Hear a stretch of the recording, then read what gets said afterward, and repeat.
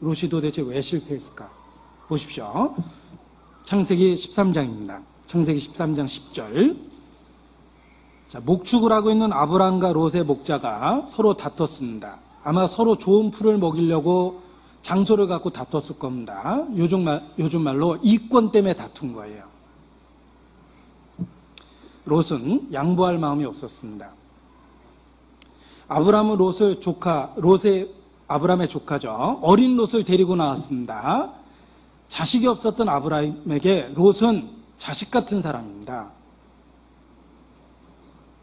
많은 사랑을 베풀었습니다. 롯이 아브람을 정말 사랑했다는 증거가 있습니다. 롯이 그 전쟁통에 잡혀갔죠. 그 북방의 왕들에게, 연합군들에게 잡혀갔을 때 아브람이 자기가 기르고 있었던 그 사병들을 데리고 318명의 사병들을 데리고 쫓아가서 롯을 건져옵니다. 롯을 건지기 위해서 아브람은 목숨을 건 거예요. 전쟁터에 나갔잖아요. 정말 롯을 사랑했던 것입니다.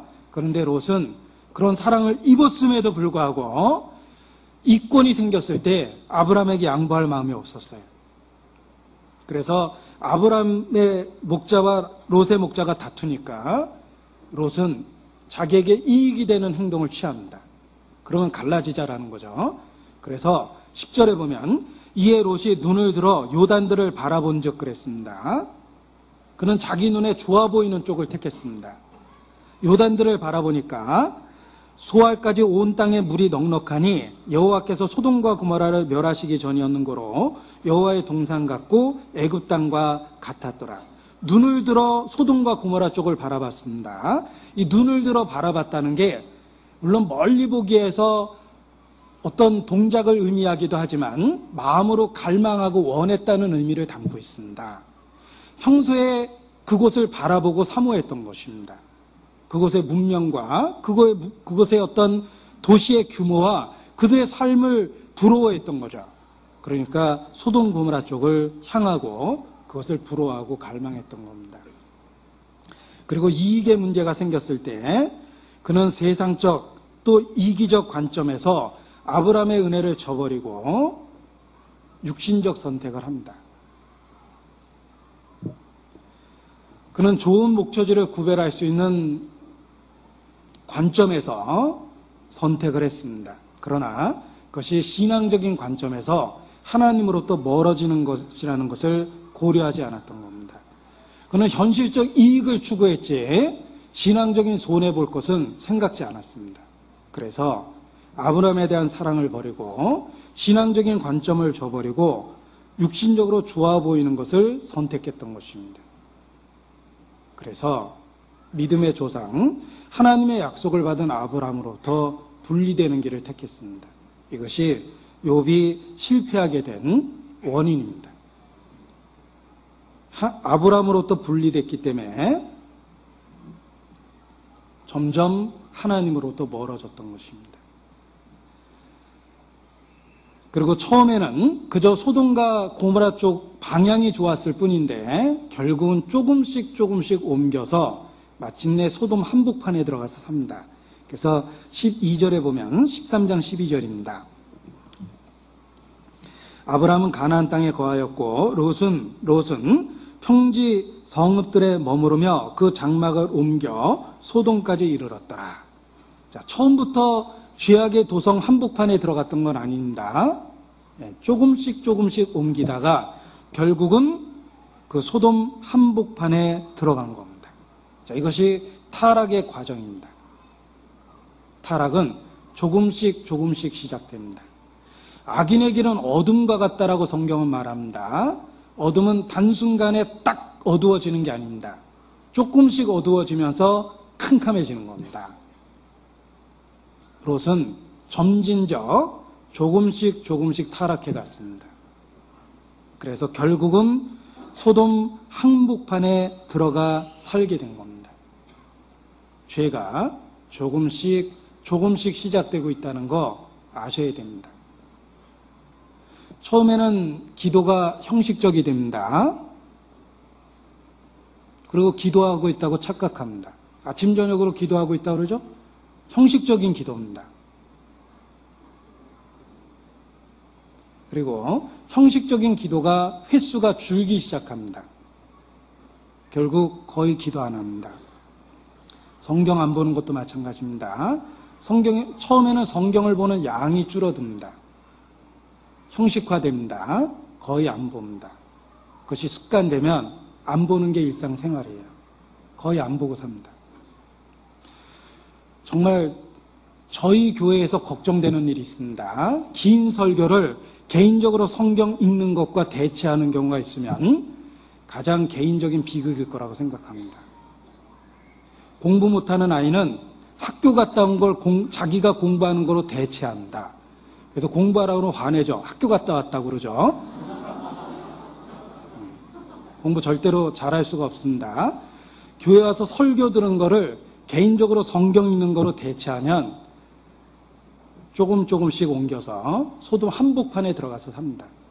죄가 조금씩 시작된다는 걸 기억하셔야 됩니다.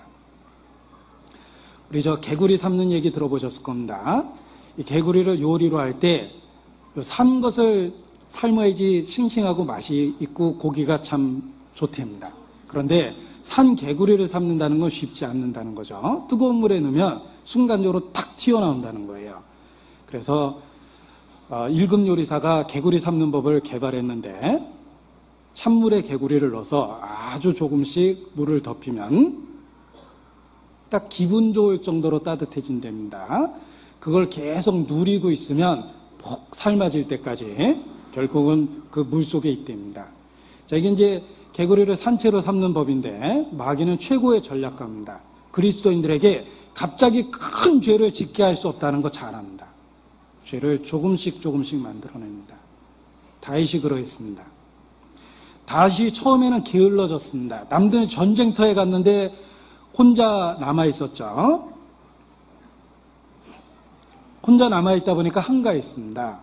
낮잠을 늘어지게 자고 오후에 일어났어요. 그래도 할 일이 없어서 이리저리 발길 닿는 대로 거닐다가 지붕 위에서 목욕하는 여자를 봤습니다. 못 보고 봤으면 후딱 내려와야 되는데 자세히 살펴봤습니다. 아름답다는 걸 알았습니다. 아름답다는 걸 안 게 뭐죠? 자세히 살펴본 거예요. 30. 죄 지면 이렇게 놀라게 돼 있습니다. 자세히 살펴본 거예요. 36, 24, 36. 내 스타일이야. 누군지 알아봤겠죠? 알아보고 끝냈으면 되는데 데려오라고 그랬어요. 데려와도 얼굴 보니까 이거 아니다. 가자. 헤어지자. 다시 보냈으면 될 텐데 결국은 죄를 짓고 그 죄를 숨기려 하다가 살인죄가 찢습니다.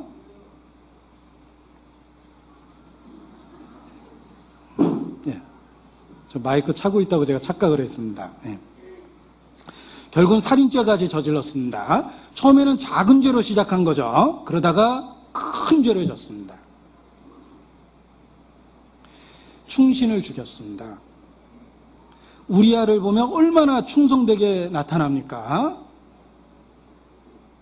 사람이 죄를 짓기 시작하면 가장 가까운 사람, 자기에게 사랑을 보여주는 사람에게 심각한 죄를 짓게 돼 있어요. 다윗은 충신을 죽였습니다. 처음에 죄가 게으름에서부터 시작된 겁니다. 가룟 유다가 예수님 팔아먹고 자살했죠? 처음부터 그렇게 큰 죄 진 거 아닙니다. 가룟 유다 동계 맡았습니다. 조금씩 훔쳐갔다고 돼 있어요. 조금씩 훔쳐갔습니다. 처음에는 바로 채워 넣었을 거예요. 채워 넣다 보니까 좀 덜 채워 넣었을 겁니다. 내가 그렇지 않아도 주님을 위해서 쓴 것도 많은데 정당화했겠죠? 나중에는 적극적으로 빼다 썼습니다. 그리고 결국은 예수님 팔아먹을 생각을 했고 행동으로 옮겼죠? 팔아먹었습니다. 죄는 조금씩 시작된다는 걸 기억하셔야 됩니다. 그때 돌이키지 않으면 결국은 피할 수 없는 큰 죄를 짓게 되어 있습니다. 자, 하나님은 사실 이 롯에게 돌이킬 기회를 주셨습니다. 이 롯이 소돔 한복판에 들어가서 살았는데 돌이킬 기회를 주셨어요. 그것은 자기가 살고 있는 소돔 고모라 땅에 전쟁이 일어났습니다. 그래서 북방에 있는 연합군과 그 가나안 땅에 있는 왕들이 연합해서 전쟁이 붙었습니다. 그 전쟁의 와중에 롯이 휘말렸죠. 그래서 소돔 고모라를 약탈해 갈 때 이 롯도 함께 잡혀갔던 겁니다. 한번 보세요. 창세기 14장입니다. 창세기 14장 11절. 내 왕이 소돔과 고모라의 모든 재물과 양식을 빼앗아가고 소돔에 가는 아브라함의 조카 롯도 사로잡고 그 재물까지 노략하여 갔더라. 자, 이 롯의 삶 속에 소돔 고모라에 살다가 괜히 전쟁에 휘말려가지고 사로잡히고 재물까지 뺏겨가지고 끌려갔습니다. 절대절명의 위기에 처했습니다. 그러나 아브라함이 자기의 목숨을 걸고 318명을 데리고 가서 굉장히 먼 거리를 쫓아갔습니다. 지도를 놓고 보면 단까지 쫓아갔다고 되어 있죠. 그 북방 끝에까지 쫓아간 겁니다. 이스라엘의 지리적인 북쪽이 단입니다. 단에서 부엘세바라고 그러잖아요. 굉장히 먼 길을 쫓아가서 롯을 데려왔어요. 그때 롯이 돌이켜야만 했었습니다. 그것이 하나님의 징계라는 걸 확실히 깨닫고 아브라함에게 눈물을 흘리고 돌아왔어야 됩니다. 그리고 내가 이제는 아브라함 당신과 함께 있겠습니다 라고 고백했어야 되는데 불행하게도 그런 큰 사건을 겪고도 계속해서 소돔 고모라에 살았습니다. 돌이킬 기회가 있었음에도 불구하고 돌이키지 않았기 때문에 결국은 부끄러운 생애를 갖게 되었던 것입니다.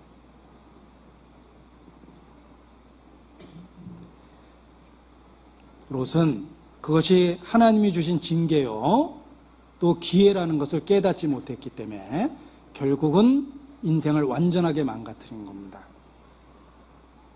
징계를 징계라고 깨닫는 것이 지혜입니다. 생각해 보십시오. 성경은 말합니다. 여호와의 시키심이 아니하고야 재앙이 어찌 성읍에 임하겠느냐. 만물의 주권을 갖고 계신 하나님께서 허락하지 아니하고서야 어떻게 재앙이 임할 수 있겠느냐.